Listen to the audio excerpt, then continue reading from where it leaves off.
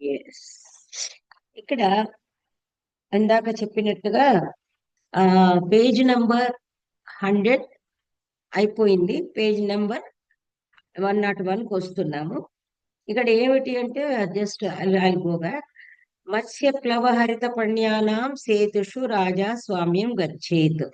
ఇప్పుడు ఈ చేపలు ఏదైతే ఉంటాయో, చేపలు నీటిలో ఈదులాడేటువంటి పక్షులు ఇత్యాదులు, ఆ తర్వాత ఆకుపచ్చనివి ఏదైనా ఆకుపచ్చని సరుకులు అంటే గ్రీన్, అది మీరన్న వెజ్జీస్ అనుకోండి, మరొకటి అనుకోండి, గ్రీన్ అదంతా కూడా అది వాటర్ లో ప్రొడ్యూస్ అయ్యేవే. వాటన్నింటిపైన కూడా అధికారము రాజుగారికే ఉంటుంది. అంటే వాటర్ లో దొరికిన ఎందుకు చేత అంటే ఇప్పుడు చేపలు మనకి ఇప్పుడు ఉంది కదా ఏదో చేపల పెంపకం ఇత్యాదులు, అవన్నీ కూడా రాజు అండర్ లో ఉంటాయి. ఆయన ఈజ్ ద ఓనర్. ఆయన ఫలానా ఇంత అని చెప్పేసేసి ఒకళ్ళకి ఇవ్వచ్చు, దాన్ని పట్టుకుని వాళ్ళు బిజినెస్ చేసుకోవచ్చు. But they cannot take on their own అనేది అది అప్పటి నుంచి ఉన్న సిస్టమ్ అన్నమాట. తర్వాత దాస ఆహితక బంధువున్ అననుశృణ్వతో రాజా వినయం గ్రాహయేత్. ఇక్కడ దాసులు అంటే మామూలుగా లేబర్. ఆ లేబర్ తో పాటు ఈ మనకి ఇప్పుడు వెట్టి చాకిరీ అనేది లేదు అని చెప్పట్లేదు. వెట్టి చాకిరీ అనేది బాండెడ్ లేబర్ అంట. ఆ బాండెడ్ లేబర్ మంచిదా చెడ్డదా అని మాట్లాడడం లేదు. ఇప్పుడు ఏం చేస్తారు అంటే చైల్డ్ లేబర్ అనేది పనిషబుల్ ఇవన్నీ వచ్చినాయి. మామూలుగా ఏం చేస్తారు, ఆ పనికి ఇది లైక్ పేయింగ్ అడ్వాన్స్ డబ్బులు ఇచ్చేసేసి ఒక ఆ, తల్లిదండ్రులే జనరల్ గా ఆహిత అంటే ఎవరు ఉంచుతారు? తల్లిదండ్రులే పిల్లవాడిని మీ దగ్గర పెట్టుకోండి, మాకు ఇంత డబ్బు కావాలి అని తీసుకునేది. అది మా దానిలో కూడా మేము చూసామన్నమాట. అలా చేసేవాళ్ళు. అయితే వాళ్ళు ఒకవేళ అంటే ఏదో పెద్దవాళ్ళు ఉంచారు నేను వినను అంటే అలా అనను శృణువత. వాళ్ళు గనక చెప్పింది గనక వినకపోతే వినయం గ్రాహయేత్ అంటే మనం ఏదో క్రమశిక్షణ నేర్పించాలి అంటే తగినటువంటి మైల్డ్ మైల్డ్ పనిష్మెంట్స్ అంటే క్రమశిక్షణ డిసిప్లినరీ యాక్షన్స్ అంటాం కదా మనం. ఆ విధంగా వాళ్ళని ఏదో బెదిరించో మామూలుగా సమాధాన భేదాలతోటి వాళ్ళని దాని మన వాళ్ళ అధీనంలోకి తెచ్చుకోవాలి. బాల వృద్ధ వ్యాధిత వ్యసని అనాథాంశ. వ్యసని అనాథాంశ. ఇక్కడ బాలురు అంటే ఇక్కడ ఇది మొన్ననే మేము చాలానే డిస్కస్ చేసుకున్నాము. సో మీకోసం ఎవరైతే కొత్తగా వచ్చిన వాళ్ళ కోసం just I'm repeating that's all. బాలురు వృద్ధులు వ్యాధిత వ్యసని. వ్యసని అంటే కష్టాలలో ఉన్నవాళ్ళు, వ్యసన పరులు అనే అర్థం కాదని అక్కడ చెప్పాను. అనాథలను కూడా అంటే బాలురు అంటే కూడా అర్థం ఏమిటి? ఎవరు లేని బాలురు అని అర్థం. వాళ్ళ అనాథల కిందకే. అంటే పిల్లలకి ఒకవేళ వాళ్ళకి ప్రాపర్టీ అదంతా ఉన్నా కూడా ముందు అదే చెప్పబోతాడు. ఎవరు చూసుకునే వాళ్ళు లేకపోతే అలాంటి బాలురని, వృద్ధులని ఇప్పుడు చూస్తున్నారు కదా సీనియర్ సిటిజన్స్ గతి. తర్వాత అన్నిటికంటే ముఖ్యంగా ఇక్కడ కౌటిల్యుడు చెప్పింది ఏమిటంటే వ్యాధిగ్రస్తులను కూడా సాధారణంగా ఇళ్లలో వాళ్ళు చూసుకోకపోతే ఆ వ్యాధిగ్రస్తుల రక్షణ భారం కూడా రాజుగారిదే. తర్వాత కష్టాల్లో ఉన్న వాళ్ళది అనాథలను కూడా రాజా విభ్రుయాత్. ఆడవాళ్ళని స్త్రియం అప్రజాతాం. సంతానము లేనటువంటి స్త్రీలు, సంతానము లేని స్త్రీలు అంటే ఇక్కడ అర్థం ఏమిటంటే నిస్సహాయులై ఉండి భర్త ఇత్యాదులు లేకపోవడము, చూసుకోవడానికి అది మళ్ళీ ముందు కూడా చెప్తాడు విధవల్ని కూడా అని చెప్తాడు. ఆ సంతానం లేనప్పుడు ఆ సంతానము లేన చూసుకోవడానికి సంతానం ఉండదు కాబట్టి అలాంటి వాళ్ళని ప్రజాతాయాశ్చ పుత్రాన్. ఒకవేళ ఆ స్త్రీ పోషించుకోలేని స్థితిలో ఉంటే ఆమె సంతానాన్ని కూడా రాజుగారే భరించాలి అంటాడు.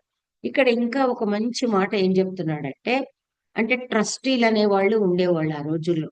అదే అవన్నీ కూడా పాపం కౌటిల్యుడు ఎంత ఊరికి చెప్తాడో అది మనం కొంచెం ఊహించుకొని అప్లై చేసుకోవాలి. బాలద్రవ్యం గ్రామ వృద్ధ వర్ధయేయు ఆ వ్యవహార ప్రాపణాత్. ఇక్కడ వ్యవహార ప్రాప్తి అంటే బికమింగ్ మేజర్స్ అన్నమాట. ఎందుకంటే ఇక్కడ ఆ ద్వాదశ వర్ష స్త్రీ ప్రాప్త వ్యవహార భవతి అంటాడు. మనకు థర్డ్ అధికరణంలో వస్తుంది.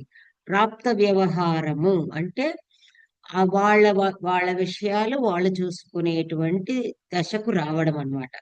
కాబట్టి అప్రాప్త వ్యవహారము అంటే మైనర్స్, నాట్ మేజర్స్. అందువల్ల ఈ విధంగా మనం ఏమంటున్నాడు అంటే, బాల ద్రవ్యం పిల్లల పేరు మీద ఉంటుంది డబ్బు. డబ్బు ఉంటుంది కానీ పాపం చూసుకునే వాళ్ళు కేర్ టేకర్స్ ఉండరు. అలాంటి వాళ్ళని పెద్దలు, గ్రామ వృద్ధాహ, విలేజ్ హెడ్స్, అంటే విలేజ్ హెడ్స్ ఎంత నిజాయితీగా ఉండాలి, ఎంత చక్కగా చూసుకునే వాళ్ళ జస్ట్ యు అబ్జర్వ్. గ్రామ వృద్ధ వర్ధయేయు. ఈ గ్రామ పెద్దలు ఎవరైతే ఉంటారో మనకు ఊర్లలో ఇప్పుడు అంటారు కదా, సర్పంచులని మరొకరని, ఎందుకంటే వాళ్ళ దగ్గర జనాభా లెక్కలు ఉంటాయి. తర్వాత వాళ్ళ ఆయా వ్యక్తుల ఆస్తి పాస్తుల వివరాలు వాళ్ళ దగ్గర ఉంటాయి. అందువల్ల వాళ్ళు ఏం చేస్తారు, అంటే ఎంత కేర్ తీసుకునే వాళ్ళు చూడండి. మాకు అది తెలీదు, మాకు ఇది తెలీదు అనడం కాదు. వాళ్ళ దృష్టిలో అందరివి ఉంటాయి కాబట్టి, కన్సర్న్ ఎంప్లాయీస్ ఉంటారు కాబట్టి వాళ్ళు ఏం చేయాలి, అసలు వృద్ధి అంటేనే దాని నుంచి వచ్చిన పదమే వడ్డీ అనేది అనమాట. వాళ్ళు ఏం చేయాలి, ఆ ధనాన్ని కావాలంటే వాళ్ళు వినియోగించుకోవచ్చు. వృద్ధి పొందించాలి అంటే దాన్ని రొటేషన్ లో పెడతారు. అది ఎప్పటిదాకా, ఆ వ్యవహార ప్రాపణాత్ వాళ్ళు మేజర్ అయ్యే వరకు, వాళ్ళకి వ్యవహార ప్రాప్తి వచ్చే వరకు. కాబట్టి ఆ ధనాన్ని దినదినంగా అందులో చక్ర వృద్ధి అని ఉంది. మనము సింపుల్ ఇంట్రెస్ట్ అనేది ఉంది పాతకాలంలో, కాంపౌండ్ ఇంట్రెస్ట్ అనేది కూడా ఉంది. బారు వడ్డీ, చక్రవడ్డీ మనం చదువుకున్నాం కదా, అదంతా కూడా ఉంటుంది అనమాట. కాబట్టి దాన్ని వాళ్ళు మరొక దగ్గర, అంటే ఒక ధనాన్ని ఆ ఇప్పుడు ఏ విధంగా అయితే బ్యాంకింగ్ సిస్టమ్ ఉందో, దట్ ఈస్ నథింగ్ బట్ ఒక బ్యాంకింగ్ సిస్టమ్. ఆ విధంగా వాళ్ళు దాన్ని వృద్ధి పొందించాలి. ఇంకా దేవద్రవ్యంచ, ఇప్పుడు మనకి మామూలుగా ఇప్పుడు ఎండోమెంట్స్ డిపార్ట్మెంట్ అనేది చేస్తున్న పని అదే కదా. దేవతా ద్రవ్యం ఏదైతే ఉంటుందో, ఇప్పుడు మన తిరుమల స్వామి ఉన్నాడు కదా, సో ఆ విధంగా దేవతా ద్రవ్యాన్ని కూడా వీళ్ళు వృద్ధి పొందించాలి. దేవతానికి అందరూ ఈ ట్రస్టీలే కదా చూసుకోవాల్సింది. వీళ్ళు ఇప్పుడు ఈనాటి దాంతో ఇక మనము పోల్చుకోక్కర్లేదు, వెళ్ళక్కర్లేదు. తెలిసిన విషయానికి ముంజేతి కంకడానికి అద్దం ఎందుకని మళ్ళీ మనము పదే పదే చర్చించుకోవడంలో కూడా వృథా ప్రయాస.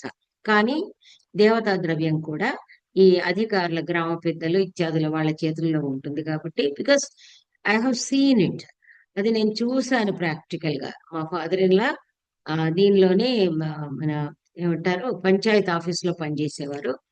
అప్పుడు నిజంగా కూడా చాలా చక్కగా ఈ శ్రీరామనవమి, శివరాత్రి ఉత్సవాలకు 3 రోజులు భోజనాలు పెట్టేవాళ్ళు. హోమాదుల ఖర్చులు అయ్యేవి. అవన్నీ కూడా తీసుకొస్తూ చూస్తుంటే, అప్పటికి ఇంకా నా పెళ్లి కాకముందు సంగతి. ఆయన మా మామగారు మా మేనత్త హస్బెండ్ కాబట్టి, ఇక్కడ ఆ సరుకులు తెస్తుంటే నేను చూశాను. సరుకులు తేవడము, వాటి లెక్క చూడటము, ఈ రోజు ఎంతమంది భోజనానికి వస్తున్నారు, వాళ్ళకి కావాల్సినవి సమర్పించడము. నాకు అప్పుడు అర్థమయ్యేది కాదు. ఏది ఏంటి ఎక్కడి నుంచి అంటే, ఆ దేవతా ద్రవ్యము, దేవాలయానికి వచ్చే ఆదాయం అంతా కూడా ఈ ట్రస్టీలు కాపాడతారు. కాపాడి ఇలాంటి ఆ దేవతా సంబద్ధమైనటువంటి కార్యక్రమాలకు వినియోగిస్తారు. That is the way. ఇప్పుడు ఏదో ఎండోమెంట్స్ అని పెట్టి మొత్తము గవర్నమెంట్ తీసేసుకుని ఏం చేస్తుంది మనకు తెలియదు అనుకో. కానీ నిజంగా ప్రైవేట్ పరమైనప్పటికీ కూడా వాళ్ళు చాలా బాగా చూసి చేసేవాళ్ళు. బ్రహ్మాండమైన రథాలు ఇవన్నీ కూడా మీరు చూస్తుంటే ఎవ్రీవేర్. ఆ తర్వాత ఇంతవరకు దేవతా ద్రవ్యాన్ని కూడా కాపాడాలి. అపత్యదారాన్ ఆ మాతాపితరౌ భ్రాతॄన్ అప్రాప్త వ్యవహారాన్ భగినీః కన్యాః విధవాశ్చ అభిభ్రతః విధవాశ్చాభి విధవాశ్చాభిభ్రతః శక్తిమతో ద్వాదశపణో దండః అన్యత్ర పతితేభ్యః అన్యత్ర మాతుః. అంటే మీకు హెల్పింగ్ కింద అనువాదం ఉంది కదా గురువు గారిది. కానీ ఇక్కడ ఏమిటి అంటే అపత్యదారాన్, this is the most important. మీకు అదే చెప్తున్నాను, నోట్ చేసుకోండి. లైక్ జనపద నివేశంలో దాని ఫస్ట్ చాప్టర్ లో వచ్చింది. మెయింటెనెన్స్ ఆఫ్ ద ఫ్యామిలీ, భార్యని సంతానాన్ని అని ఇక్కడ చెప్తున్నాడు. అపత్య దారాన్, సంతానాన్ని భార్యను. దార అనేది గమ్మత్ ఏమంటే నిత్య నిత్య పుంలింగము బహువచనం. సో ఇప్పుడు ఎలా ఉంటుంది? దారాహ దారాన్ దారై దారేభ్య ఈ దారై దారేభ్య దారాణం ఈ విధంగా ఉంటుంది. అంటే దానికి మళ్ళీ ఏకవచనము బహువచనం ఉండదు. కానీ దార అనేది ఏంటి అంటే మరి మనం ఎంత మర్యాదగా పిలుస్తాం కొనడం అనేది ఆ భార్యకి కళత్రం అని గమ్మత్ ఏమంటే భార్య అని స్త్రీలింగం ఉంది, కళత్రం అనేది నపుంసక లింగంలో ఉండి, దార అనేది పుంలింగంలో ఉంది. కాబట్టి అపత్య దార అన్న సంతానాన్ని, తర్వాత భార్యను, భార్యలను కాదు భార్యను, మాతాపితరు తల్లిదండ్రులను, భ్రాతృన్ అప్రాప్త వ్యవహారాన్ మేజర్స్ కానటువంటి సోదరులను, అంటే మైనర్ సోదరులను, భగినీహి అలాంటి వాళ్ళని భగినీహి అంటే అప్రాప్త వ్యవహారాలను అప్లై చేసుకుంటే దానిపై ఇంకా ఆధారపడి ఉన్న సోదరులను, అక్క చెల్లెళ్లను, కన్యాహ కన్యాహ అంటే అవివాహితులు, వివాహం కాని వాళ్ళు, విధవాహ చూడండి ఎన్ని చెప్పారు అంటే భార్య, పిల్లలు, తల్లిదండ్రులు, తర్వాత ఇంకా వ్యక్తులు కాని ఆ మన సోదరులు, అదే అంటే అన్నదమ్ములు అన్న అంటే జనరల్ గా మామూలుగా సో తమ్ముళ్ళు అనుకోండి, అనుజులు అనుకోండి, సోదరులు అని కలిపాడంటే ఎందుకంటే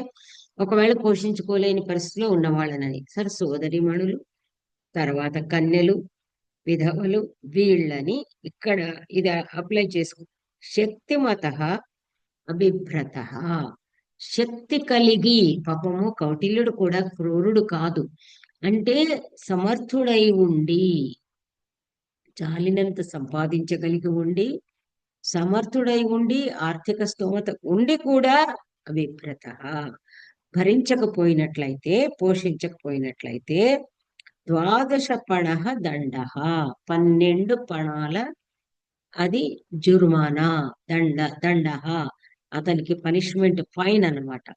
దండ అన్నప్పుడు ఫైన్ వస్తుంది, పనిష్మెంట్ వస్తుంది. కాబట్టి 12 పణాలు.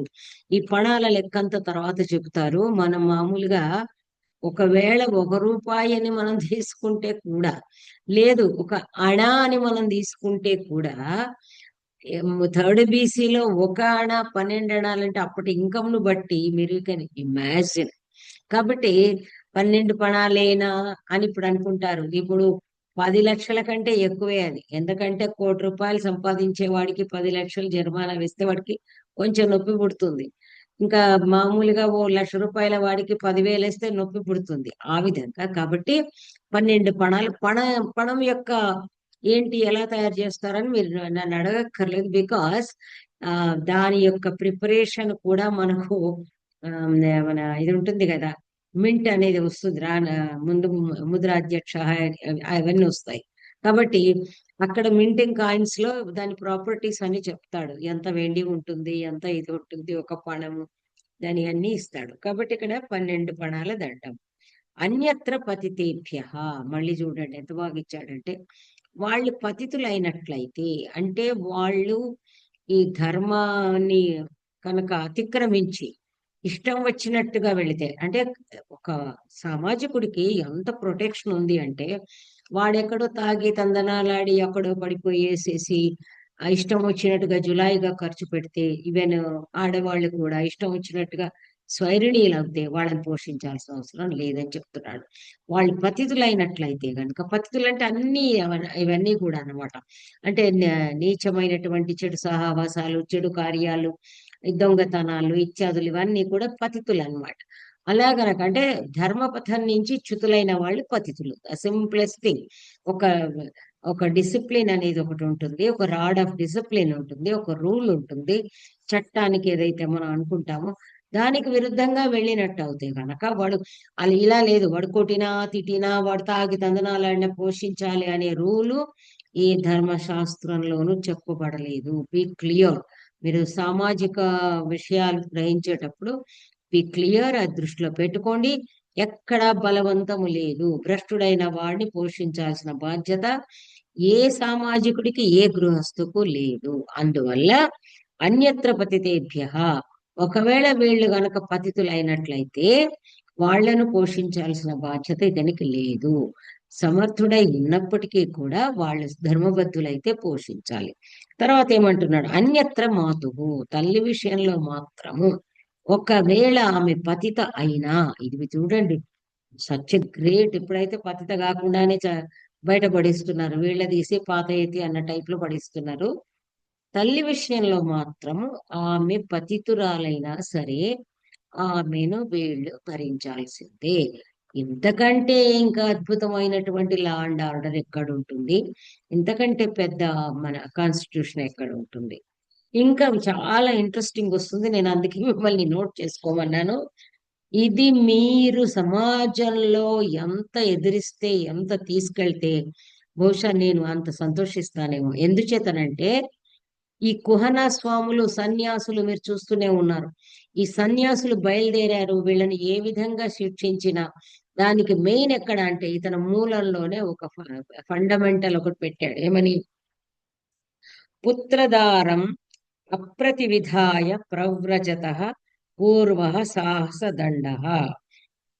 ఎవరైతే పుత్రదారం, భార్యను, ఈ సన్యాసులు నిజంగా సన్యాసిని తిట్టుపదం ఎందుకు అయిందంటే, ఎక్కడా చేత కాకుండా చేతనై కూడా నేను ఈ ఉద్యోగం చేయను, నేను ఆ ఉద్యోగం చేయను, నేను అది చేయను, ఇది చేయను, నీ కర్మ నువ్వు అంటూ అసలు మన మన చుట్టూ ఉన్న వాళ్ళల్లో మోర్ దాన్ 60%, మా చిన్నతనంలో అయితే ఇంకా దానికంటే ఎక్కువ 70-80% జనాలు అసలు పెళ్ళాలని వాళ్ళు ఏమన్నా చేసుకో. ఇప్పటికి మీకు చాలా మంది పాపము ఈ వీళ్ళు వర్కింగ్ లేబర్ లేడీస్ ఉంటే మీరు చాలా ఘోషగా ఉంటుంది. పని వాళ్ళందరినీ మీరు సర్వే చేయండి, అందరి మొగుళ్ళు తాగేసి తందనాలు అడిసి వేరే డబ్బులు కూడా లాక్కుంటారు. ఇక్కడ ఎక్కడ ఏ స్త్రీని కదిలించినా, లేబర్కి వచ్చే ఏ స్త్రీని కదిలించినా ఇదే గాథ. పిల్లల్ని వాళ్ళే పోషిస్తారు, వాళ్ళని వాళ్ళే పోషించుకుంటారు, వాళ్ళని చదివిస్తారు, పెళ్లిళ్ళు చేస్తారు.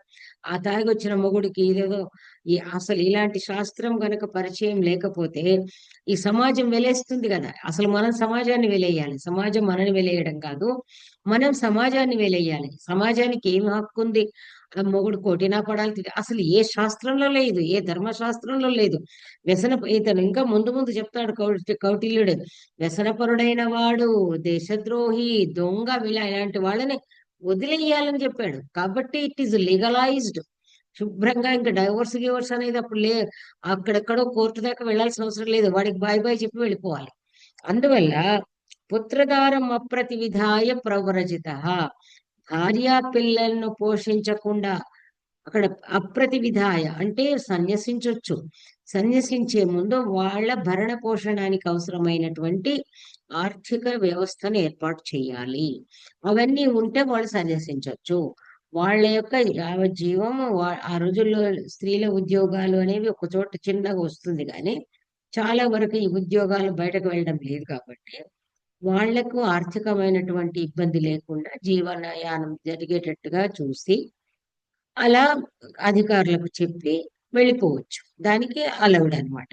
కానీ వాళ్ళను గాలికి వదిలేసేసి వెళితే పూర్వ సాహసదండ, ఇతను సాహసదండం అని మనకు అది కూడా సాహసం అని ఎందులో వస్తుంది అంటే, థర్డ్ది మీకు చెప్పాను సివిల్ లా అని చెప్పాను కదా. సివిల్ లాలో ఇవన్నీ కరెక్ట్ గా ఎక్స్ప్లెయిన్ చేస్తాడు, దేనికి ఎంత అమౌంట్ అనేది. ఇక్కడ సాహసం అనేది కూడా ఒక చాప్టర్ ఉంది. సో సాహసం అనేది is a name of crime అన్నమాట, ఒక టెక్నికల్ టర్మ్ ఆఫ్ క్రైమ్ సాహసం అనేది. అందువల్ల ఈ సాహస దండ అని దానికి టైటిలే సాహస దండం అని ఇచ్చాడు. 3 రకాలు ఉంటుంది. ప్రథమ సాహస దండ అంటారు, లేదా పూర్వ సాహస దండ అని ఒకటి ఉంటుంది. రెండవది మధ్యమ సాహస దండ, థర్డ్ది ఉత్తమ సాహస దండ. ఉత్తమ అంటే మంచిది అనుకునేరు, highest. So lowest punishment, middle punishment, middle దానికి సాహస అని ఉంది కదా, వైలెన్స్ అన్నమాట. And highest punishment. అది ఎలా ఉంటుంది అంటే, జస్ట్ ఎవరికి చెప్తున్నాను, అక్యురేట్ గా మనకు అక్కడ తెలుసు. 45 పణాల నుంచి, ఇంతకు ముందే మనం పణాల గురించి మాట్లాడుకున్నాము, హౌ ప్రీషియస్ దా. 45 నుండి 90 వరకు అంటే రేంజింగ్ 45 to 90 ఈ పణాల మధ్య విధించబడే దీనికి శిక్షకు పూర్వ సాహస దండ అని పేరు. ఇంకా 200 పైనుంచి 500 వరకు ఆ మధ్యలో ఉన్నదానికి మధ్యమ సాహస దండం అని పేరు. ఇక 500 నుంచి 1000 పణాల వరకు. అది ఎందుకంటే ఆ రోజుల్లో పర్ యానం 48,000 పణాస్ ఏదో ఉండేది పర్ యానం. సో 1000 పణాస్ అంటే it is not that small amount. కాబట్టి అది ఉత్తమ సాహస దండం అని ఈ విధంగా. కాబట్టి ఉత్తమ సాహస దండం అనేది మీకు కొంచెము అది highest punishment in the form of మన మనీ అన్నమాట, కరెన్సీ రూపంలో. సో ఫైన్ అన్నమాట, హైయెస్ట్ ఫైన్ అని చెప్పొచ్చు. సో ఈ విధంగా అందువల్ల పూర్వ సహస్రదండ తనకి పణాలు విధిస్తారు. స్త్రియం చ ప్రవ్రాజయత. ఇంకా కొంతమంది, అంటే ఇప్పుడు ఎన్ని రకాల వ్యక్తులు ఉండేవాళ్ళు, ఆడవాళ్ళని కూడా ఇప్పుడైతే అందరూ సన్యాసంలో చేరుతున్నారులేండి, నో ప్రాబ్లం. అదేంది మెడిటేషన్ అంటారు, సత్సంగ్ అంటారు, వినేవాళ్ళు బాధపడొద్దు కానీ సత్సంగ్ అంటారు, అన్ని పిల్లల్ని మౌని గాలికి వదిలేసి వెళ్ళిపోతారు, ఇంకేదో అంటారు. ఈ ఆశ్రమాలు వచ్చాయి, ఆశ్రమాలలో ఆడవాళ్ళు ఎక్కువ మంది చేస్తున్నారు, మగవాళ్ళు చేరట్లేదు. వాళ్ళు పాపం ఉద్యోగాలు సద్యోగాలు చేసుకుంటున్నారు. వీళ్ళ ఇంటి నుంచి ఆ విముక్తి పొందడం కోసమని అందరూ స్వాముల వార్లను చూడండి. నేను చూశాను, నాకు నిజం చెప్పాలంటే నా అభిప్రాయాలు, పర్సనల్ అభిప్రాయాలు చెప్పకూడదు కానీ అసలు స్వాముల వార్లకి అందరూ ఆశ్రితులు ఎవరయ్యా అంటే అంత రాళ్లే, రాళ్లే తప్ప వీళ్ళు మగ రాళ్ళు లేరు. రాళ్ళు అన్ని రాళ్లే. ఆ రాళ్ళు కూడా ఎలా ఉంటాయి అంటే తళతళతళలాడే. నేను I have attended some of the programmes. అది ఎట్లా అంటే ఆబ్లిగేషన్ లో, పేర్లు చెప్పకూడదు బికాజ్ వాళ్ళు ఇప్పుడు వరల్డ్ నోన్ స్వామీజీస్, వాళ్ళ పరువు నష్టం అవుతుంది, అందువల్ల చెప్పను. అవన్నీ కూడా of the record, on the record type లో అన్నమాట. అక్కడ నేను చూశాను రవ్వల గాజులు అంటే స్వాముల వారికి వడ్డించే వాళ్ళు రవ్వల గాజుల చేతులైతేనే, గాజుల చేతులు వడ్డిస్తే బాగుంటుంది అనేది మన జన వాక్యం. కానీ రవ్వల గాజుల చేతులు వడ్డిస్తే బాగుంటుంది అనేది స్వాముల వారి వాక్యం అన్నమాట, స్వాముల వార్లకు. కాబట్టి ఈ స్త్రీలను కూడా మెల్లిమెల్లిగా మెల్లిమెల్లిగా మీరు చూస్తూనే ఉన్నారు, స్త్రీలను కూడా సన్యసింప చేస్తే వాళ్ళకి కూడా ఇదే పూర్వ సాహస దండము. ఇది చూడండి, నేను అందుకే మీకు చెప్పాను, ప్లీజ్ నోట్ డౌన్. ఎప్పుడు ఎక్కడ మళ్ళీ మర్చిపోతారు, ఎక్కడో చదివినట్టుగా ఉంది, ఎక్కడో విన్నట్టుగా ఉంది అనుకుంటారు, కాదు. సో సోషల్ ఈవిల్స్ ఏదైతే ఉంటాయో వాటికి పనిష్మెంట్స్ ఏంటని చిన్నగా నోట్ చేసుకోండి. నోట్ చేసుకుంటే you will be enriched with the information. Okay. అయితే లుప్త వ్యవాయ, ఎవరికైతే సాంసారిక ఇచ్చ లేకపోవడము లేదా శక్తి లేకపోవడము, ఏదో కారణాలు, అనారోగ్యము, వయస్సు కారణంగా గనక ఇంకా సంసారాన్ని నడిపే శక్తి సాంసారిక జీవితం నడిపే సామర్థ్యం లేకపోతే అలాంటి వాడికి ఈ పనిష్మెంట్ వర్తించదు. ఆయన వెళ్ళొచ్చు. ఎట్లా వెళ్ళొచ్చు అంటే ప్రవ్రజే ఆపృచ్ఛ్య ధర్మస్థాన్, అప్పుడు కూడా లీగల్ గా పర్మిషన్ తీసుకోవాలి. అడ్వకేట్స్ ఉంటారు కదా, అడ్వకేట్స్ లా లేదా అంటే మెజిస్ట్రేట్ ఇత్యాదులు అంటాం కదా, వాళ్ళ దగ్గర అప్లికేషన్ పెట్టుకుని వాళ్ళకి ఎట్లా, అయ్యా నాకు నా వల్ల కాదు, నేను నేను ఇంకా పనికిరాను కాబట్టి నేను అలా సన్యసిస్తాను అని చెప్పి వాళ్ళ అనుమతి తీసుకుని సన్యసించవచ్చు. అతనికి లేదు, అతనికి ఏమి పనిష్మెంట్ అన్యథా నియమ్యత, లేకపోతే నియమించడము, నియంత్రించడం అంటే they should be put behind bars. Bar అంటే మరి ఆ, విలాసవంతమైన క్లబ్బులు కాదు, బార్ అంటే సలాకాల వెనక అన్నమాట. సో సలాకాల వెనక అంటే జైల్లో పడేయాలి అని చెప్తున్నాడు, చాలా స్పష్టంగా చెప్తున్నాడు. అరెస్ట్ అన్నమాట, నియమం అంటే ఏంటి, నియంత్రించడం అంటే arrest, otherwise they should be arrested. Proper word is arrested. వీళ్ళు ఏదో కారాగార నివేశనం అన్నారు, అరెస్ట్ అంటే చాలా అనమాట, కస్టడీలో తీసుకోవడం. ఇంకా ఇక్కడ కొన్ని చెప్తూ ఉన్నాడు. Ya we can complete today. వానప్రస్థాదన్య ప్రవ్రజిత భావ, సుజాతాదన్య సంఘ, సాముత్థాయకాద్ అన్య సమయానుబంధ వా న అస్య జనపదం ఉపనివేశత. ఈ జనపదం ఏదైతే ఉందో ఈ జనపదంలో ఈ so so so so so ఉండకూడదు. ఏమిటది? వానప్రస్థులు అని ఉంటారు. అంటే మామూలుగా ఈ మన వానప్రస్థం అంటేనే అన్ని కూడా తమ బాధ్యతలను నిర్వర్తించుకున్న వాళ్ళు. అంటే బ్రహ్మచారి ఆశ్రమం అయింది, గృహస్థాశ్రమం అయింది, దెన్ దే విల్ ఎంటర్ వానప్రస్థ. ఇప్పుడు వానప్రస్థ అనేది ఉన్నాయి కూడా, సీనియర్ సిటిజన్స్ అని వాలంటీర్ గా వెళ్ళిపోవడము. అలా అంటే నిజం చెప్పాలంటే ఈ రోజుల్లోని సీనియర్ సిటిజన్స్ కు all comforts because of their rich job or anything. కానీ ఒకప్పుడు అలా ఉండేది కాదు. వానప్రస్థం అంటే రియల్ గా వనప్రస్థమే. అంటే ఫారెస్ట్ లోనే, అంటే అవుట్స్కర్ట్స్ ఆఫ్ విలేజ్ ఎలా ఉండేవాళ్ళు అంటే వాళ్ళు చాలా చక్కగా సింపుల్ గా ఇప్పట్లాగా 2 బెడ్రూమ్ 3 బెడ్రూమ్ సోఫాలు, ఇప్పుడు అన్ని లగ్జరియస్ సీనియర్ సిటిజన్ హోమ్స్ ఉన్నాయి. వాళ్ళకి టీవీ కావాలి, సోఫా కావాలి, స్వీట్ కావాలి, హాట్ కావాలి, అది కాదు అసలు. వాళ్ళు ముష్టింపచ అనే వర్డ్ వస్తుంది మన సంస్కృతంలో. వాళ్ళు ఒక చిన్న హట్ అంటే ఓన్లీ వన్ సింగిల్ బెడ్రూమ్ అనాలి మనం, అందులో ఉంటారు. ఒక పిడికెడే, ఇప్పుడు ఏదైతే డాక్టర్స్ చెప్తున్నారో ఒక కప్ ఆఫ్ రైస్ అని చెప్తారు చూడండి, వాళ్ళు అంతే వండుకుంటారు ముష్టింపచ. అది అది ఏదో మామూలుగా సింపుల్ గా ఏదో ఒక ఐటమ్ తో తింటారు. మళ్ళీ సలాడ్లని 10 రకాలని ఇలా టేబుల్ మీద పెట్టుకుని ఆ సినిమాల్లో చూపిస్తారు పళ్ళు ఇంత పొడుగు. నో, అది కాదు. వాళ్ళకి డైటింగ్ రిస్ట్రిక్షన్ అనేది వేరే కొత్తగా చేయాల్సిన అవసరం లేదు. చాలా చక్కగా నియతాహారం అని అంటాం కదా, నియతాహారాన్ని మన భగవద్గీతలో కూడా చెప్తాడు కదా. కాబట్టి ఆ నియతాహారం తీసుకుంటూ ఉండేవాళ్ళు వాళ్ళు వానప్రస్థులు. వీళ్ళు తప్ప, వీళ్ళు మాత్రమే ఎప్పుడైనా వస్తే ఎట్లా, అసలు ఎవరన్నా చూడడానికి వస్తారా, అసలు మోస్ట్లీ వీళ్ళే వెళ్తారు.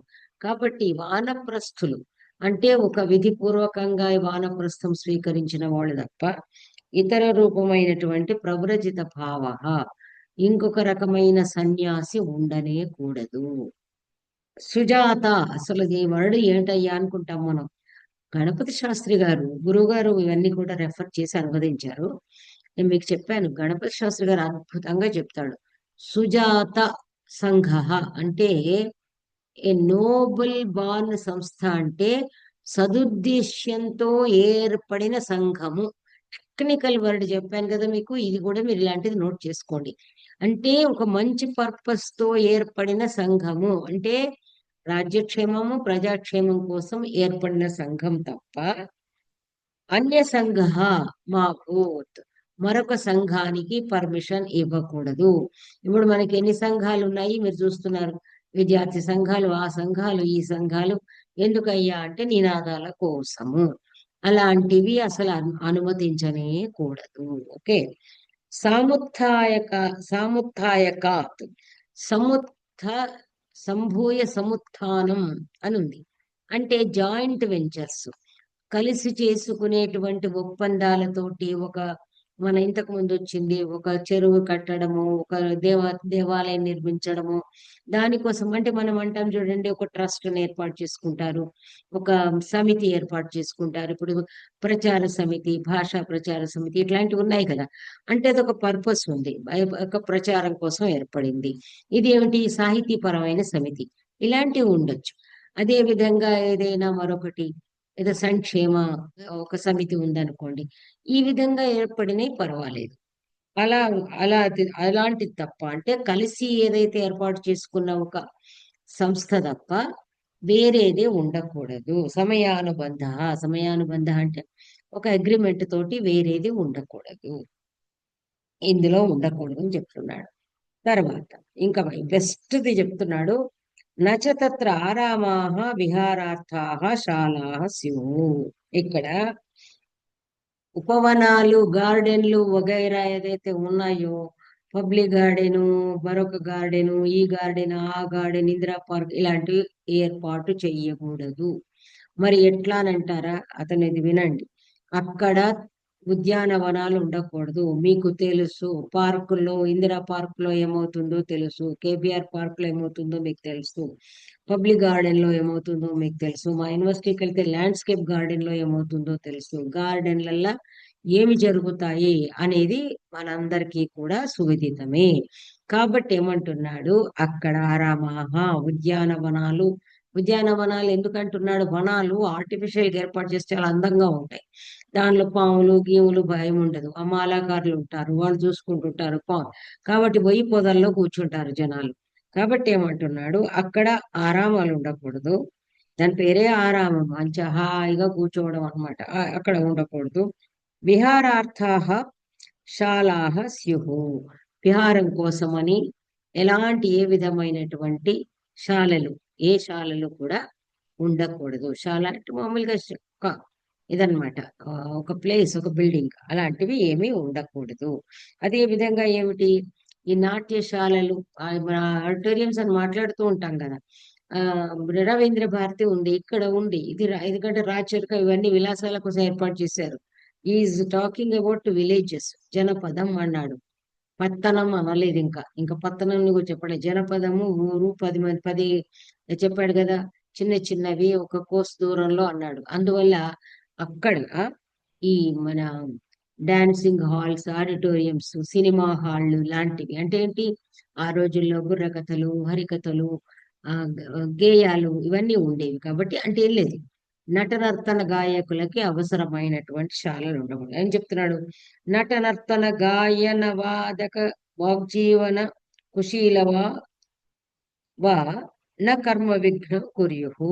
ఎందుచేత వద్దంటున్నాడు అంటే, ఇక్కడ నటులు, నర్తనులు అంటే నటులు, యాక్టర్స్, డాన్సర్స్, సింగర్స్, ఈ మ్యూజిక్ ఇన్స్ట్రుమెంట్ వాళ్ళు, వాగ్జీవన అంటే చక్కటి చమత్కారంగా కబుర్లు చెప్పడం, అంటే మాటలతోటే బతుకుతూ ఉంటారు చమత్కారంగా. మనం ఇప్పుడు ఈ మధ్య కామెడీ కామెడీ అంటున్నాం కదా, ఏదో పెద్ద పెద్ద కామెడీ షోలు అద్భుతంగా వరల్డ్ ఫేమస్ గా నడుస్తూ ఉన్నాయి. అదే టైం పాస్ అన్నమాట. దాని ముందు ఇప్పుడు అందరు చాలా మంది మీకు తెలిసిందే ఎన్నో పనులు చేయొచ్చును. ఇప్పుడు అదంతా చెబితే మనకి ఇది లెసన్ కాదు కాబట్టి. కానీ పెద్దవాళ్ళు కూర్చొని ఒత్తులు చేసేవాళ్ళు ఒత్తులు కొనుక్కొచ్చుకుంటున్నారు. పెద్దవాళ్ళు ఇప్పుడు టీవీ చూస్తూ కూర్చుంటారు. టీవీ నుంచి దృష్టి కదిలితే కష్టం. దేవతలకు, దేవాలయాలకు మాలలు తయారు చేసి ఇచ్చేవాళ్ళు, ఒత్తులు చేసేవాళ్ళు, ఎంబ్రాయిడరీలు చేసేవాళ్ళు, క్రోషియా చేసేవాళ్ళు, విస్తళ్ళు కుట్టేవాళ్ళు. అన్ని పనులు ఆగిపోయినాయి. ఇలా వాకింగ్ వాకింగ్ అంటారు, నడుము లేవదు, కాళ్ళు లేవవు, కాళ్ళేమో ఏనుగు కాళ్ళలాగా తయారైపోతాయి. వీళ్ళు గజగమనలు, మందగమనలు అయిపోతారు. ఎందుకంటే మగవాళ్ళు కొంచెం వాకింగ్ వెళ్తారు, నలుగురితో కలవడానికి వెళ్తారు. కాబట్టి నేను లేడీస్ నే కొంచెం టార్గెట్ చేస్తున్నానే అనుకోవద్దు. సో వీళ్ళు కూర్చుని ఏం చేస్తారు, ఇప్పుడైతే మగవాళ్ళు కూడా కూర్చుంటున్నారు.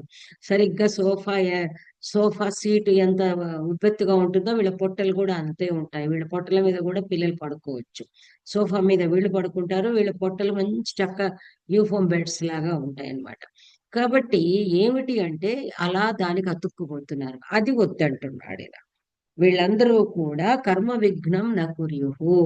వీళ్ళందరూ వచ్చి ఎవరైతే హాయిగా పనులు చేసుకునే వాళ్ళు ఉంటారో వాళ్ళ పనుల్లో మీరు చూసుకోండి. ఒకప్పుడు ఊళ్ళలో సినిమా హాల్స్ ఉండేవి కాదు. అందువల్ల చూడ్డానికి సినిమాకి వెళ్ళాలంటే పొరుగురికి వెళ్ళాలి, పొరుగురికి వెళ్ళాలంటే పడి కట్టుకుని వెళ్ళాలి, లేదా నడిచిపోయేంత ఓపిక ఉండదు. అందువల్ల పనులు చేసుకోవడం నో ఆల్టర్నేట్ ఎట్ ఆల్. ఎక్కడైనా పురాణ ప్రవచనాలంటే కూడా సాధారణంగా వాళ్ళు సామాన్య సినిమాల గెంతులు నచ్చినట్టు అవి నచ్చవు. అందువల్ల గ్రామాల్లో వర్క్ జరిగింది, సిటీలో జరగలేదు. దట్టు ప్రతి కాలేజీ సెంటర్ లో ఒక సినిమా హాల్ ఉంటుంది. సో మీకు తెలుసు, ఈ కాలేజీ పిల్లలు ఎక్కడ ఉంటారయ్యా అంటే మార్నింగ్ షోలో కంప్లీట్ గా హాల్స్ లో, సినిమా హాల్స్ లో ఉంటారు. ఉండేవాళ్ళు, నేను నా కళ్ళతో చూశాను, ఐ విట్నెస్.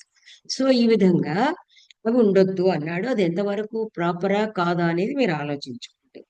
తర్వాత నిరాశ్రయత్వాత్ గ్రామాణం ఇంకా చెప్తున్నాడు. ఇది కామానే పెట్టాడు, ఫుల్ స్టాప్ కాదు. గ్రామాలలో వీటికి గనక ఆశ్రయం ఇవ్వకపోతే, అసలు ఆశ్రయాలు గ్రామాలు ఉండకపోతే ఇంకా అక్కడ ఏమీ ఉండదు. అందుచేత గ్రామాలలో గ్రామాలలో వీటికి చోటు ఉండరాదు, నిరాశ్రయమే. క్షేత్రాభిరతత్వాచ పురుషాణం. ఈ విధంగా గనక అవి ఉంచకపోతే ఆ పల్లెల్లో ఈ ఎంటర్టైన్మెంట్ హాల్స్, వినోద స్థానాలు ఉండవు. కాబట్టి క్షేత్ర అభిరతత్వాచ పురుషాణం, ఇంకా వాళ్ళకి ఏం ఉండదు. కాబట్టి ఎవరి పనులు వాళ్ళు చేసుకుంటారు. పొలం పనులు చేసుకుంటారు, కర్మకారులు వాళ్ళ పనులు చేసుకుంటారు. అందరూ తమ తమ పనుల్లో మునిగిపోతారు. కోశ విష్టి ద్రవ్య ధాన్య రసవృద్ధి భవతి ఇది. ఎందుచేత చెప్తున్నానయ్యా అంటే, ఇప్పుడు ఏమవుతుంది, ప్రొడక్షన్ బ్రహ్మాండంగా వస్తుంది. ప్రొడక్షన్ వచ్చినప్పుడు ఏమవుతుంది, ఆటోమేటిక్ అందులోంచి 1/6 పార్ట్ వెళ్ళిపోతుంది కదా రాజుగారికి. అందువల్ల కోశ వృద్ధి జరుగుతుంది. విష్టి అంటే లేబర్, అంటే పని వాళ్ళు దొరుకుతారు. ఇలాంటి అలసత్వం ఉంటేనే కదా పని వాళ్ళు దొరకరు. అది లేదు కాబట్టి వాళ్ళు ఎప్పుడు ఎవరు పని ఇస్తారా, పొలం పనులకు వెళ్ళాలా. చిన్నప్పుడు ఒక పాట ఉండేది, భలే బాగుంది. ఆ నా యప్పరావే కోతలకు కూలికెళ్దాము, ముప్పావల కూలొస్తాది నా యప్పరాయి అని చాలా బ్యూటిఫుల్ సాంగ్ అన్నమాట.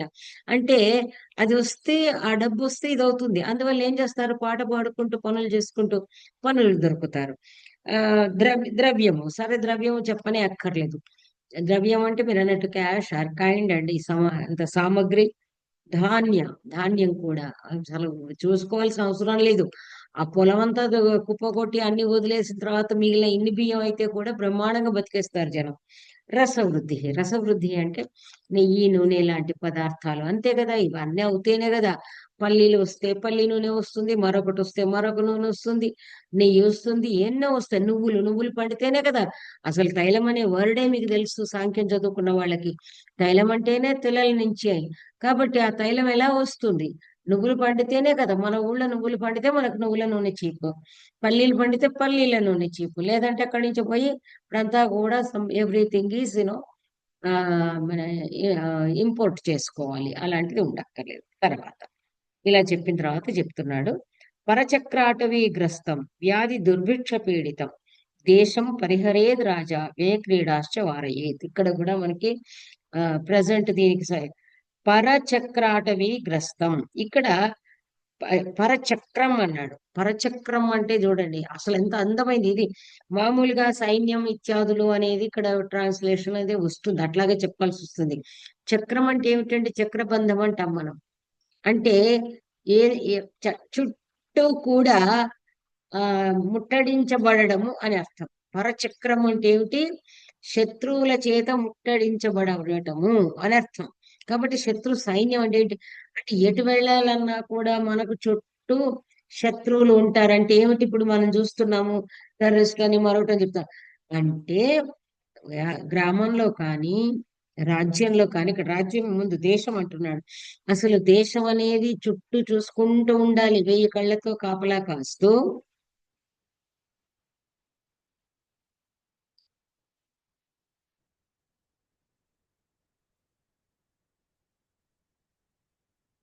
సో అలా ఉండాలన్నమాట. అందువల్ల శత్రు సైన్యం చేత గాని, లేదా ఇంకా ఏమన్నాడు, అటవీ అంటే అరణ్యం అంటే ఏంటి ఇక్కడ, అటవీ ఆటవిక గ్రస్తం. ఆ వాళ్ళు అక్కడ ఉంటారు, ట్రైబల్స్ అని మనం అంటాం కదా. వాళ్ళు కూడా ఏం చేస్తారు, అవకాశం చూసినప్పుడు ఇప్పుడు ఏమవుతుంది, వీళ్ళందరూ శత్రువులే. ఆటవికులకు ఏమవుతుంది అంటే, మామూలుగా వాళ్ళ జీవితంలో వాళ్ళకు దొరకనివి ఇక్కడ దొరుకుతాయి. బిల్లులు ఇత్యాదులు అని అనేవాళ్ళు కదా. వాళ్ళు వచ్చి పైన పడొచ్చును. కాబట్టి ఏం చేయాలి, మనకి ఇప్పుడు చూడండి, ధనరాహిత్యం వల్ల ఇప్పుడు దొంగతనాలు ఎలా జరుగుతున్నాయో చూస్తున్నారు కదా. కాబట్టి అలా అవ్వచ్చును. అలా అయినప్పుడు పరచక్ర అటవీగ్రస్తం, అటవీకుల చేత శత్రు సైనికుల చేత గనక చుట్టబడితే ఆ ప్రమాదం పొంచి ఉంటే అదొకటి. వ్యాధి దుర్భిక్ష పీడితం, వ్యాధులను గురించి చెప్పాలా, రీసెంట్ గానే కరోనాలో చూసాం కదా మనము. అదే విధంగా డ్రాట్. ఇంకా అసలు ఏది ఎక్స్పోర్ట్ ఇంపోర్ట్ అన్ని ఇబ్బంది అయిపోతే మనకు మిగిలేది దుర్భిక్షమే కదా. పంటలు లేకపోవడం, కాస్ట్లు ఎలా అవుతున్నాయి మనకు, అది ఇవన్నీ మనకు ప్రాక్టికల్, దీని గురించి మీకు ఎక్స్ప్లెయిన్ చేయాల్సిన అవసరం లేదు. ఇలాంటిది దేశం పరిహరేది రాజా, రాజు దేశాన్ని పరిహరించాలి అంటే ఈ బాధల నుంచి ముక్తి పొందించాలని అర్థం. దేశాన్ని వదిలేయాలని కాదు, ఈ దేశానికి ఏర్పడేటువంటి ఈ ప్రమాదాలను తొలగించేసి దేశాన్ని మన రక్షించాలి. తర్వాత వ్యయ క్రీడాశ్చ వారయేత్. ఇక్కడ వ్యయంతో అంటే మీరు చూడండి, జూదం ఇత్యాదులన్నీ కూడా వ్యయంతో కూడిన క్రీడలు. అందువల్ల ఇప్పుడు ఏదో కోళ్ళ పందాలు ఇవన్నట్టు కాబట్టి వ్యయంతో కూడినటువంటి క్రీడలను కూడా పరిహరించాలి. మనమేమో క్రికెట్కి ఎంత పెడుతున్నాము, వీటికి ఎంత పెడుతున్నాము, దానికి ఏదో టికెట్లు వస్తున్నాయి, సరే ఆ బిజినెస్ క్యాలిక్యులేషన్ ఇంతకు ముందు అన్నట్టుగా వాటితో మనకు సంబంధం లేదు.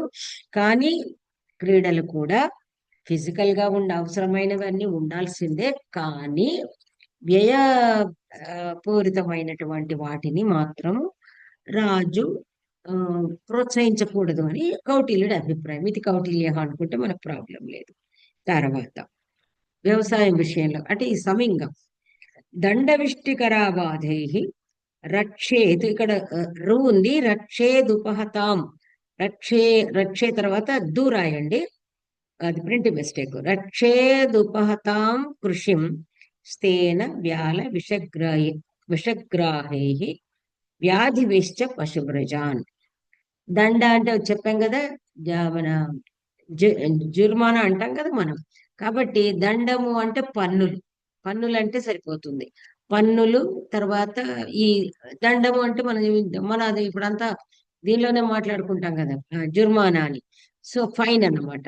సో పన్నులు తర్వాత అధికమైనటువంటి వీటి నుంచి. ఈ విష్టి అంటే ఏమిటి అంటే మామూలుగా లేబర్. వాళ్ళు గనక అంటే వాళ్ళ ఇప్పుడు ఏమవుతుంది, ఈ డబ్బులు బాగా వాళ్ళ మీద విధించి పన్నులు విధించి అలా బాధ పెట్టడం.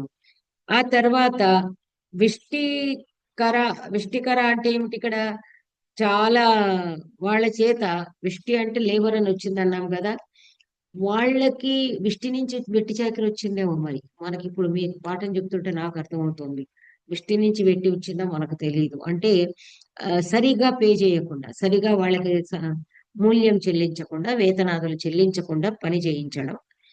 ఇలా అయినప్పుడు ఏమవుతుంది, ఉపహతాం కృషిం, వ్యవసాయానికి నష్టం వస్తుంది.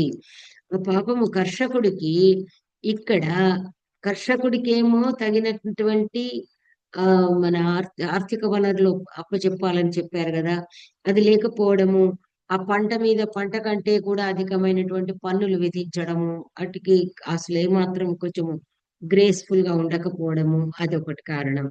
తర్వాత ఈ ఆ, పని వాళ్ళు పని వాళ్ళు, వాళ్ళకు కావలసిన వర్కర్స్ దొరికేటట్టుగాను, ఆ తర్వాత వర్కర్స్ కూడా పేమెంట్ లేకపోతే, ఇక్కడ వెట్టి చాకరీ అనడంలో అర్థం ఏంటంటే, ఇప్పుడు ట్రాన్స్లేషన్స్ కూడా సరిపోవు చూడండి. అక్కడ ఏమిటంటే వాళ్ళకి ఇప్పుడు వీడికి గనక పన్నులు విధిస్తే ఆ వచ్చినటువంటి ఇప్పుడు కూలి వాళ్ళు, ఎప్పుడు ఏ వ్యవసాయదారుడు ఏ భూస్వామి కూడా ఒక్కడే పొలాన్ని కోసుకోను లేడు, నాట్లు వేసుకోను లేడు. అన్నిటికీ కూడా వాళ్ళకి పాపము కూలీలు ఎవరైతే ఉంటారో వాళ్ళకి బిల్లులు పే చేయాలి, డబ్బులు పే చేయాలి.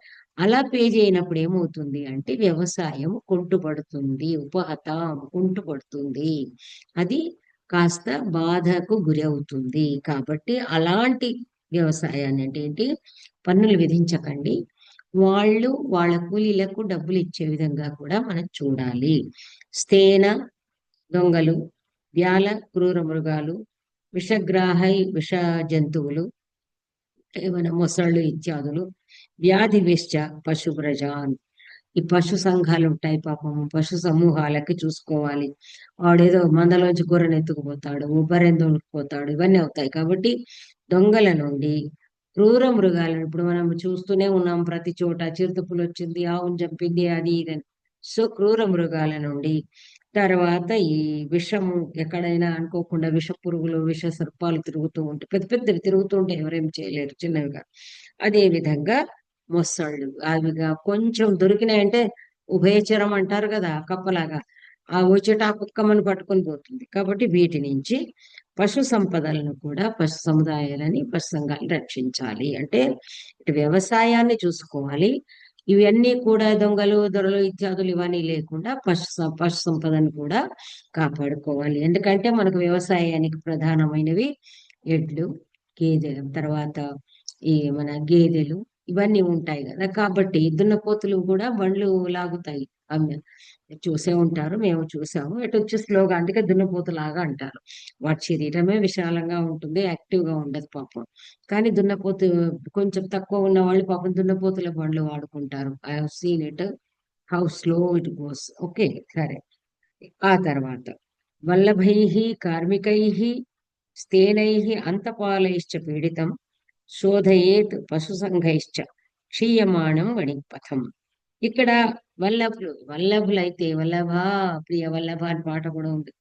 వల్లభులంటే ఈ రాజశ్యాలకులు, శకారుడు వసంత సేన దానిలో ఉంటుంది కదా. మీకు మంత్రి గారి వియ్యంకుడు సినిమా వచ్చింది. రాజుగారి బామ్మర్ది అని మామూలుగా మాట్లాడుతుంటారు. ఏరా బామ్మర్ది అని మాట్లాడుతుంటాడు. బామ్మర్ది అనేవాడు శాలకుడు. శాలక అనే పదా నుంచి వచ్చిందే సాలె. సాలె తిట్టు ఎందుకు అయింది అంటే, వాడొక్కడిని సాలె అంటున్నాడు అంటే వాడి సోదరి వీడి భార్య అనే అర్థం వస్తుంది. అందువల్ల తిట్టయింది. సాలె అని అసలైన బావమరిదిని సాలె అంటే తప్పు కాదు, శాలకుడు. కానీ ఏదీ లేనటువంటి వాడు పట్టుకొని సాలె అనేటప్పటికి అంటే వాడి చెల్లెతో వీడికి ఇట్లా సంబంధం వాడి సోదరితో కలుస్తుంది కాబట్టి అది నిందాపూర్వకమైంది అనమాట. కాబట్టి ఈ వల్లభులు, ఈ రాజా వల్లభులు ఉంటారు కదా, రాజుకు పర్టికులర్లీ రాజు దిక్కు వాళ్ళకి అసలు ఎప్పుడు ఉండదు, మహారాణి వైపు వాళ్ళు అనమాట.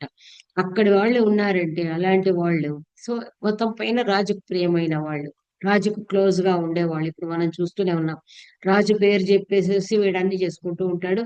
మనం వింటూనే ఉన్నాము. ఐఏఎస్ ఆఫీసర్ ఇదంతా ప్రజెంట్ కి, ఇక మళ్ళీ నేను చెప్పాను కదా, ప్రజెంట్ కి మీరు అన్వయించుకోండి. I need not tell about all that. కార్మికులు అంటే ఏమిటి ఇక్కడ? మామూలుగా వర్క్ మెన్ అంటాం మనం. ఇక్కడ వర్క్ మెన్ ఎవరు అంటే ఆఫీసర్స్ అన్నమాట. ఈ ఫైల్స్ చూసేవాళ్ళు, పన్నులు వసూలు చేసేవాళ్ళు, వీళ్ళు ఎవరైతే ఉంటారో అంటే కర్మ, ఎవరైతే కర్మ కరోతి ఇది కార్మిక అన్నమాట. కాబట్టి కార్మికుడు అనేది ఫ్యాక్టరీకి సంబంధించిన అర్థం వేరొస్తుంది. మీకు ముందే చెప్పాను, కౌటిల్యుడు టెక్నికల్ వర్డ్స్ వాడతాడు. టెక్నికల్, సాంకేతిక, ఆ ధాతు ఏది ఉంటుందో అదే వాడతాడు. సో కార్మికులు. స్థేనైహి, సరే దొంగలు, ఈ దారి దొంగలు ఇప్పుడు అంతా అదే పడుతున్నాం. అంత పాలైశ్చ పీడితం, ఈ బార్డర్ వాళ్ళు ఉంటారు కదా, ఈ సరిహద్దుల్లో ఉండేవాళ్ళు, వాళ్ళు కూడా పీడించుకు తింటారు. వెళుతుంటే వస్తుంటే అంతపాలంటే బార్డర్ సెక్యూరిటీ ఫోర్స్ అనేది ప్రతి విలేజ్ కు ఉంటుంది కదా. మనం చెక్ పోస్టులు ఇత్యాదులు అంటగా, ఎక్కడ పోతున్నావు, ఏది నీ బండి, తీయు నీ లైసెన్స్, ఇట్లాంటివి అనమాట. కాబట్టి వీళ్ళందరి చేత ఏదైతే ఆ పీడింపబడతారో వాళ్ళ ఆ ఆ పీడ నుంచి కూడా తప్పించాలి అంటే రాజబంధువులు జనాన్ని పీడించకుండా చూడాలి, ఈ అధికారులు కూడా పీడించకుండా చూడాలి, దొంగలు కూడా రాకుండా చూడాలి. ఈ ఎవరైతే అంతఃపాలురు ఉంటారో అంటే సరిహద్దు ప్రాంతాల్లో ఉండే అధికారులు కూడా, వీళ్ళని, అది పోలీస్ పోస్ట్ కూడా కావచ్చును, కాబట్టి వాళ్ళు కూడా అదే కదా. అందుకని రక్షకులే వాళ్ళు, వాళ్ళ నుంచి కూడా బాధింపబడకుండా చూడాలి. ఇంకా శోధ ఏకంటే షుడ్ బి క్లీన్డ్ అన్నమాట. ఇవన్నీ కూడా ఏరి పారేసేసి అదే శోధనం, క్లీన్ చేయడం అన్నమాట, తీసేయడం. పశు సంఘైశ్చ క్షీయమాణం వడిపథం. ఆ తర్వాత పశు సంఘై క్షీయమాణం, అక్కడ ఏమవుతుంది, పశువులు అనేది పశు సంపద లేకపోతే ఏమవుతుంది అక్కడ, వణిక్పథం, ఆ మనకి రావడానికి పోవడానికి బండ్లే కదా ఆ కాలంలో. ఇప్పుడు గుర్రాలు, తర్వాత ఎడ్ల బండు, ఇవే కదా సార్థబాహులు అని మనం అంటాం కదా. బిజినెస్ ఎలా వెళతారు, గుర్రాల మీద వెళతారు. ఒంటెలు, ఇక్కడ ఇది ఎడారి ప్రాంతం కాదు కాబట్టి ఇక్కడ ఒంటెలు కావు, కానీ గుర్రాలు, తర్వాత ఏనుగులు, ఆ తర్వాత ఏమిటి, మన ఎడ్లు, వృషభాలు అయితే సరే సరే. అందువల్ల ఈ వీటిలో వణిక్ పథం అంటే ఆ బిజినెస్ రూట్, వ్యాపార మార్గము, ఈ వర్తక మార్గము కూడా బాధించబడకుండా చూడాలి అన్నాడు. అన్న తర్వాత కన్క్లూడ్ చేస్తున్నాడు. ఏవం, ఈ విధంగా అంటే శాంపుల్ గా చెప్పాను, ఇవి చూసుకుని, ద్రవ్య ద్విపవనం సేతుబంధం అథ ఆకరాన్ రక్షేత్ పూర్వకృతాన్ రాజా నవాశ్చ అభిప్రవర్తయేత్. ఈ విధంగా ద్రవ్యవనము, ద్రవ్యవనం చెప్పబోతాడు. ఒక మామిడి చెట్లు ఏమిటి, ఇంకా మామిడి చెట్లే రాదు ఇందులో, ఏమిటవి, కాస్ట్లీ గంధము చెట్లు, బూరుగు చెట్లు, బురుగు దూది కదా, చాలా బ్యూటిఫుల్ సాఫ్ట్ కాటన్, బూరుగు చెట్లు, టేకు చెట్లు, టేక్ ఇవన్నీ మీకు ఫారెస్ట్ డిపార్ట్మెంట్ వస్తుంది ఇందులో. అది ద్రవ్యం అంటే దేని వల్ల అధికమైన ఆదాయం వస్తుందో అలాంటి వృక్షాలతో కూడిన వనము, అందువల్ల అది ద్రవ్యవనం. అన్ని రకాల చెట్లు ఉంటాయి. మొత్తంగా చెప్తాడు, తాళవనం ఉంటుంది, మరొక వనం ఉంటుంది, అన్ని రకాల వనాలు. తర్వాత ద్వీపవనం, ఏనుగులకు అనేది సపరేట్ అడవి ఏర్పాటు చేస్తారు వీళ్ళు. ఇతను చెప్తాడు కూడా, అసలు ఏనుగులకు ఒక విడిగా హస్తివనం ఉండాలి. తర్వాత సేతుబంధం, అదే విధంగా ఏదైతే మనం ఇందాక చెప్పామో రిజర్వాయర్స్, సేతుబంధం అంటే నీటికి ఆనకట్టలు వేయించడము, తర్వాత వాటిని ఆ నీటిని జలరక్షణ చేయటము, దానికి కావలసిన ఏర్పాట్లు. ఆకరాన్ తర్వాత గనులను గురించి కూడా మాట్లాడతాడు కౌటిల్యుడు. సో గనులను వీటన్నిటిని కూడా ఏం చేయాలి? రక్షేత్ పూర్వకృతాన్, ఇంతకు ముందు ఏర్పాటు చేయబడినటువంటి ద్రవ్యవనాలు, హస్తివనాలు, తర్వాత సేతుబంధాలు, ఆ తర్వాత గనులు ఏవైతే ఉంటాయో వాటన్నిటినీ జాగ్రత్తగా చూసుకోవాలి. ఎందుకంటే ఇక్కడ ముందే చెప్పాడు భూతపూర్వం, అభూతపూర్వం. ఇంతకు ముందు ఉన్నదా, కొత్తగా ఎస్టాబ్లిష్ చేస్తున్నావా? ఇంతకు ముందు ఉన్న వాటన్నిటినీ రక్షించాలి. నవాశ్చ అభిప్రవర్తయేత్, అంతతోటి చేతులు ముడుచుకొని కూర్చోకూడదు. కొత్త వాటిని కూడా మళ్ళీ వాటి పట్ల శ్రద్ధ చూపించాలి. కొత్త వాటిని కూడా ఆ, ఏర్పాటు చేసుకోవాలి. గనులు ఎక్కడన్నా దొరుకుతాయంటే అక్కడ చూసుకోవాలి. కొత్త కొత్త వనాలు కూడా మనం ఏమంటాము, వాటిని వృద్ధి పొందించడం అనమాట. ఎక్స్పాన్షన్ ఇంగ్లీష్ వర్డ్స్ మాట్లాడతాం కానీ వాటిని మామూలుగా మనము అన్ని కూడా ఇంకా అధికంగా, అంటే ఎందుకంటే జనాభా పెరుగుతున్న కొద్ది అవసరాలు కాబట్టి అది చూసుకోవాలి. ఇది కౌటిల్య అర్థశాస్త్రే అధ్యక్ష ప్రచారే ద్వితీయాధికరణే ప్రథమోధ్యాయ జనపద నివేశ. సో ఈ విధంగా మనకి మొదటి అధ్యాయంలో ఒక్కనొక్క